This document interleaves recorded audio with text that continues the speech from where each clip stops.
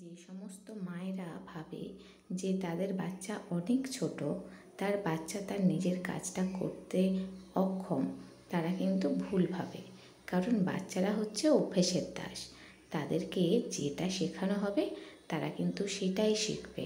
আর যে কাজটা তারা ছোট থেকে শিখে অভ্যস্ত, তারা কিন্তু বড়বেলা পর্যন্ত সেটাকেই মেনটেন করে। বাচ্চা ছোট, বাচ্চা করতে পারবে না, করতে গেলে হয়তো বাচ্চার কষ্ট হবে, এই রকম ভেবে বড় করা মা বাবারা কিন্তু বড় হলে বুঝতে পারে যে তাদের সন্তান কিন্তু বড় হলেও সে একই রকম থাকে। তাই তাদের কাজটা তাদেরকে করতে হবে, এইভাবেই তাদেরকে বড় করা উচিত, সেটা ছেলে হোক কিংবা মেয়ে।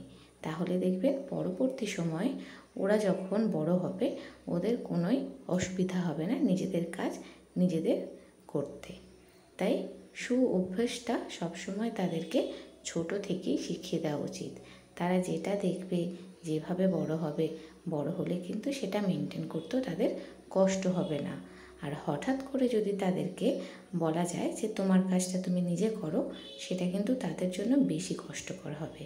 তাই একটা গাছ যখন বেড়ে ওঠে, প্রথম থেকেই যেমন তাকে ভালোভাবে পরিচর্যা করা দরকার, ঠিক তেমন একটা বাচ্চার ক্ষেত্রেও।